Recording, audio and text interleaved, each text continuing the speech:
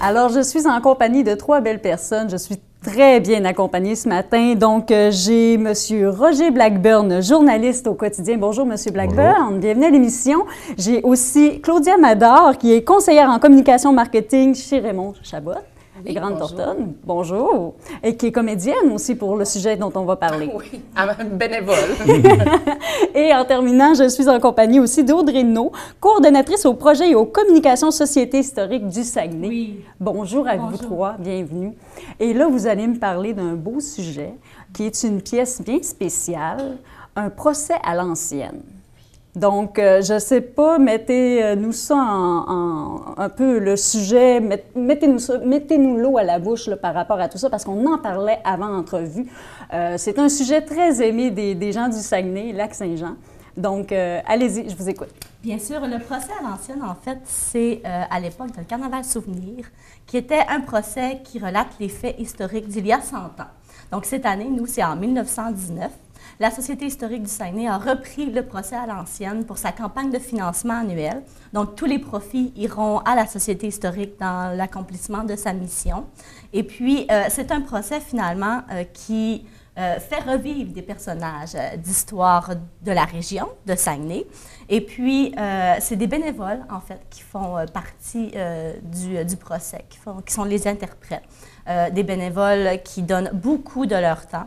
Aussi un bénévole en tant que rédacteur qui a rédigé toute la pièce au complet. Nous, on a fait la recherche historique. C'est tout un déploiement d'énergie. Vraiment, beaucoup de lectures, beaucoup en fait, c'est pour réfléchir aussi à qu'est-ce qu'on va dire, qu'est-ce qu'on va écrire, c'est quoi ça va être le procès en 1919, tu sais. Puis, nous, on a fait les recherches depuis le mois de juin. C'est un 35 heures de recherche dans nos documents d'archives, dans le journal Progrès du Saguenay, en entier. Toute l'année 1919 y a passé. Oui, puis avant entrevue, on en parlait avec M. Blackburn, un spécialiste de l'année 1919. Oui, c'est ça. Il a beaucoup appris sur l'année de 1919, puisque, en fait, il a lu tous les articles qu'on lui a donnés. Malheureusement, on n'a pas trouvé de procès qui a vraiment marqué l'année 1919, donc on a dû un peu améliorer le tout et puis faire aller notre imagination aussi pour savoir, bon, ça va être quoi le procès de 1919 dans le procès à l'ancienne. Donc, c'est une pièce de théâtre, finalement, qui est mise en scène par Dario Larouche, qui est un professionnel dans le domaine. Je pense que c'est sa 73e pièce vous vous êtes bien qui met en scène. Oui, on est vraiment très bien entouré, un professionnel. Là, écoutez, on est vraiment choyés de l'avoir avec nous cette année. Et puis, c'est une pièce de théâtre qui va avoir lieu le 29 et le 30 mars. C'est à la salle François Brassard au cégep de Jonquière. C'est à 19h30 et puis les billets sont en vente au coût de 20 $ sur reservatech.net. Et c'est un prix qui est en fait très abordable. On a voulu que ce soit aussi très... comment dire, accessible et puis pour tous les gens. Pour participation possible aussi. Exactement. Puis... Et on a fait ça un vendredi et un samedi pour que les gens du lac viennent nous voir aussi et nous encourager pour la Société historique du Saguenay. Bien, c'est merveilleux. Puis, on parlait des recherches qui ont été effectuées, M. Blackburn. Je crois que vous êtes pris au jeu un peu. Parce que quand la Société historique a fait des recherches de l'année 1919, on m'a remis une pile de documents sur des paix qui relataient un peu ce qui s'est passé à l'époque. Et là, il fallait s'inspirer de ces notes historiques-là pour bâtir une pièce en 2 actes. Alors, le premier acte est un peu une mise en situation. Et à l'époque, il y avait le congrès de la jeunesse canadienne catholique. C'est l'association catholique des... C'est ça. Il y avait un congrès provincial qui était ici à Chicoutimi à l'époque. Et le thème, c'était la colonisation. Alors, il fallait mettre en contexte les députés de l'époque, les avocats de l'époque, le maire de l'époque, les élus, les médecins, les gens qui faisaient partie de la vie quotidienne de 1919, en relatant un peu le contexte de l'époque. Donc, la colonisation, les terres commençaient à être attribuées à des gens, c'était la fin de la guerre 14-18, il y avait le retour des soldats qui revenaient au pays, bon, ben, un peu tout ce contexte-là. Et puis, il fallait parler aussi de l'actualité du temps. Alors, nous, on a choisi, en 1919, le gros fait divers qu'il y a eu, c'est la cathédrale de Chicoutimi passe au feu. au complet.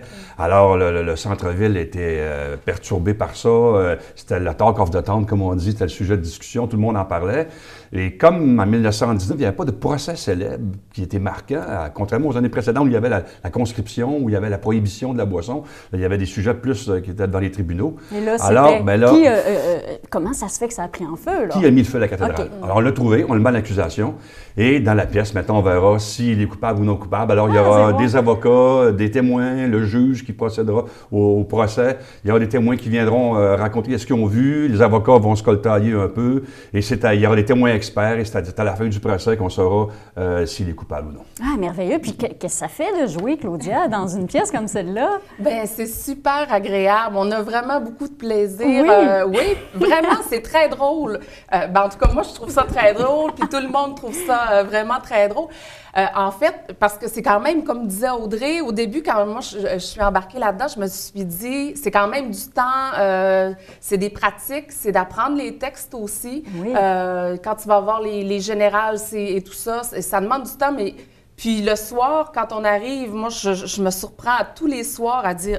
Wow, il est déjà... On ne voit pas le temps passer. Oui, il est déjà l'heure de la fin de la pratique, puis on a vraiment... Puis c'est le moment où j'ai ri le plus dans ma journée. Donc, tu sais, je veux dire, il y a ce plaisir-là, puis tout le monde est comme ça. Et les comédiens sont bons. Ils ont appris leur texte, donc ils ont tout le temps de s'amuser là, avec le metteur en scène. C'est pas parce que les gens sont bénévoles que... Ben non, au contraire, c'est parce que c'est des gens passionnés, c'est des gens qui le font en plus de leur travail et tout ça. Fait que merveilleux, c'est une belle... Tu sais, je veux dire, c'est quand même une chance. On parlait de Dario Larouche. Pour nous, ben on est tous et toutes des personnes, on aime ça quand même, là, jouer, mais on le fait aussi pour la cause. Mais avoir la chance de bénéficier d'un metteur en scène, puis de l'expertise, puis de costume, tout ça, ben on s'éclate un peu là-dedans pour la cause. C'est une grande famille aussi, le procès. Il faut comprendre qu'on tisse des liens, on s'amuse vraiment beaucoup. Puis en même temps, on l'expliquait d'entrée de jeu en entrevue, c'est bénéfice pour, dans le fond, la Société historique du Saguenay. 20 $, c'est très accessible. On rappelle les dates? Oui, le 29 et le 30 mars, donc c'est un vendredi ou un samedi, vous avez le choix. À 19h30, c'est à la salle François Brassard, au Cégep de Jonquière. Merveilleux. Donc, sur réservatech.net, vous pouvez vous procurer. On invite vraiment les gens à se procurer ces billets-là, assister au spectacle. Ah, vous allez rire. Et il y a quelques personnalités locales qui sont là, on va prendre plaisir à se moquer d'eux un peu. Oh mon Dieu! Ah, ben là, les gens, il faut qu'ils se déplacent absolument là, pour entendre ces... C'est la tradition du procès aussi, c'est de faire... des petits pics à l'actualité générale. Puis, on va s'entendre que les bacs bruns, c'est incontournable. Aussi, le dôme de soccer, il va y avoir des beaux clins d'œil incontournable.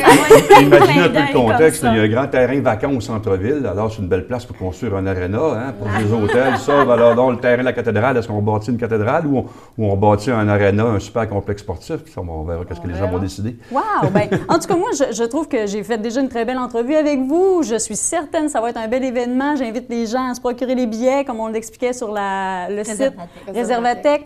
Salle François Brassard. Oui. C'est à ne pas manquer. Oui. Merci beaucoup de votre présence ici.